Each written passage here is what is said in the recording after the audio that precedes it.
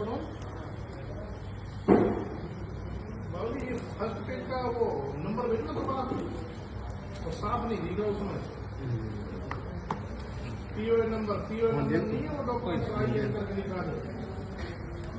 वो पहले बार तो फोटो दिखा दो आपके पास ही नहीं रहते